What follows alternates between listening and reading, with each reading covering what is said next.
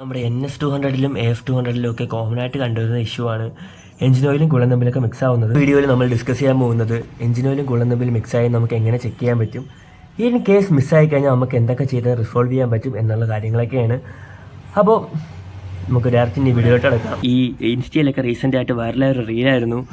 നമ്മുടെ ഈ എഞ്ചിൻ്റെ ഡ്രെയിൻ ബോൾട്ട് അയക്കുമ്പോഴത്തേക്ക് ഒരു അവക്കാഡോ ജ്യൂസ് പോലെ ഗ്രീൻ കളറിൽ ഓയിലും കൂളൻ്റും മിക്സായി വെളിയിൽ വരുന്നത്. അപ്പോൾ അത് സംഭവം നമ്മുടെ കൂളൻറ്റും ഓയിലും തമ്മിൽ മിക്സായതാണ് ഉണ്ടായിട്ടുണ്ട്. അപ്പോൾ ഞാനത് എങ്ങനെയാണ് റിസോൾവ് ചെയ്തത്, ആ ഇഷ്യൂ എനിക്ക് എങ്ങനെയാണ് മനസ്സിലായത് എന്നുള്ള കാര്യങ്ങളൊക്കെയാണ് ഇതിൽ പറയാനിരിക്കുന്നത്.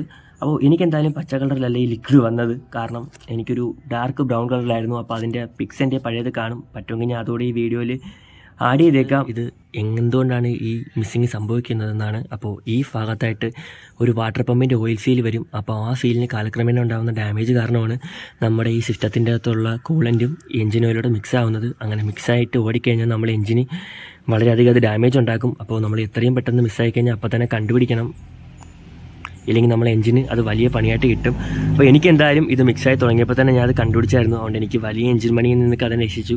അപ്പോൾ ഈ വാട്ടർ പമ്പിൻ്റെ സീല് ചേഞ്ച് ചെയ്യാൻ ഏകദേശം ഒരു 300 രൂപ അടുപ്പിച്ചാണ്ട് പാർട്ടിന് മാത്രം വില വരുന്നുണ്ട്. പിന്നെ ചേഞ്ച് ചെയ്യാൻ നേരത്ത് നമുക്ക് നമ്മുടെ വണ്ടിയിൽ എഞ്ചിൻ ഓയിലും പിന്നെ കൂളൻറ്റും കംപ്ലീറ്റ് ആയിട്ട് ചേഞ്ച് ചെയ്യേണ്ടി വരും. പിന്നെ ആ പേ കോസ്റ്റും പിന്നെ അതിൻ്റെ ലേബർ പേ കോസ്റ്റും കൂടെ നമുക്ക് എന്തായാലും ആവും. അപ്പോൾ ഇത് ഇങ്ങനെ ഇൻ കേസ് മിസ്സായിട്ടുണ്ടെങ്കിൽ നമുക്ക് എങ്ങനെ കണ്ടുപിടിക്കാമെന്നാണ്. അപ്പോൾ അതിനുള്ള എളുപ്പ വഴി എന്ന് വെച്ചാൽ ഗ്ലാസ്സിൽ കൂടെ നോക്കിക്കഴിഞ്ഞാൽ തന്നെ അറിയാൻ പറ്റും നമ്മുടെ കൂളൻറ്റിൻ്റെ ലെവൽ. അപ്പോൾ കുറച്ചായിട്ടൊക്കെ ഒരുപാട് നാൾ കഴിയുമ്പോഴത്തേക്ക് കുറയുന്നത് നോർമലാണ്. അപ്പോൾ ഡ്രാസ്റ്റിക്കലായിട്ട് ഒരുപാട് കൂളൻറ്റ് കുറഞ്ഞു കഴിഞ്ഞാൽ അതിൻ്റെ മീനിങ് എന്ന് വെച്ചാൽ നമ്മുടെ കൂളൻറ്റ് എവിടെയോ ലീക്ക് ആവുന്നുണ്ട്, ഇല്ലെങ്കിൽ കൂളൻറ്റ് മിസ്സാവുന്നുണ്ട് എന്നാണ്. അപ്പോൾ ഇവിടെ ഇത് കുറഞ്ഞു കഴിഞ്ഞാൽ നമ്മൾ അടുത്തായിട്ട് ചെക്ക് ചെയ്യേണ്ട ഭാഗം എന്ന് വെച്ചാൽ നമ്മുടെ വണ്ടിയുടെ എഞ്ചിൻ്റെ താഴെ ഭാഗത്തായിട്ട് എഞ്ചിൻ ഓയിലിൻ്റെ ലെവൽ ചെക്ക് ചെയ്യാൻ വേണ്ടി ഒരു ഗ്ലാസ് വരുന്നുണ്ട്. അപ്പോൾ ഇതിൽ നോർമലായിട്ട് ഇതിൻ്റെ അകത്ത് ഓയിലിൻ്റെ കണ്ടൻറ്റ് മാത്രമേ കാണൂ. അപ്പോൾ നമ്മുടെ വണ്ടി എത്ര ഹീറ്റ് ആയി കഴിഞ്ഞാലും അത് ഇവാപ്പറേറ്റ് ആവത്തില്ല. പക്ഷേ ഈ കൂളൻറ്റിൻ്റെ കേസ് വരികയാണെങ്കിൽ അതിൽ വാട്ടറിൻ്റെ കണ്ടൻറ്റിൻ്റെ ആവശ്യമുണ്ട്.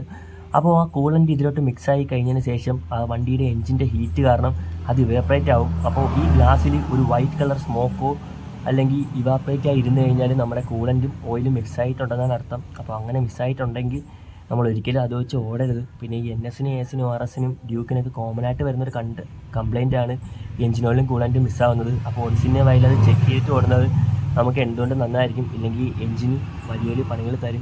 അപ്പോൾ ഇത് ഈ വാട്ടർ പമ്പിൻ്റെ സീല് മാറാൻ ഏകദേശം 300, പിന്നെ ഇപ്പോൾ നമ്മൾ വലിക്കുന്ന ഓയിൽ അനുസരിച്ച് അതിൻ്റെ റേറ്റും വേരി ആവും. പിന്നെ കൂളൻറ്റിന് 1 ലിറ്ററിന് 300 അടുപ്പിച്ച റേറ്റ് വരുന്നുള്ളൂ. അപ്പോൾ ആ റേറ്റിൽ നമുക്ക് ഒതുക്കേണ്ട പണിയായിരിക്കും നമ്മൾ ശ്രദ്ധിക്കാതെ വിട്ട് കഴിഞ്ഞാൽ വലിയ എഞ്ചിൻ പണിയായിട്ട് മാറുന്നത്. ഇന്നത്തെ വീഡിയോ എല്ലാവർക്കും ഇഷ്ടപ്പെട്ടെന്നായിരുന്നു. വീഡിയോ ഇഷ്ടപ്പെട്ട് കഴിഞ്ഞാൽ തീർച്ചയായും ലൈക്ക് അടിക്കണം. നിങ്ങൾക്ക് ഇതിനെപ്പറ്റി വല്ല ഡൗട്ടും കാര്യങ്ങളൊക്കെ ഉണ്ടെങ്കിൽ എന്നെ കമൻസിലൂടെയും എൻ്റെ ഇൻസ്റ്റ ID കൂടെയൊക്കെ എന്നെ കോൺടാക്ട് ചെയ്യുന്നതാണ്. അപ്പോൾ എൻ്റെ ഇൻസ്റ്റ IDയിലെ ലിങ്കും കാര്യങ്ങളൊക്കെ ഞാൻ ചാനലിൻ്റെ ബയോയിൽ കൊടുത്തിട്ടുണ്ട്. പിന്നെ ചാനൽ ഇതുവരെ സബ്സ്ക്രൈബ് ചെയ്തിട്ടില്ലാത്തവരാണെങ്കിൽ ചാനലൊന്ന് സബ്സ്ക്രൈബ് ചെയ്ത് വയ്ക്കുക. Okay guys, that's it for today. പുതിയൊരു വീഡിയോ കാണുന്നവരെ ബൈ ബൈ.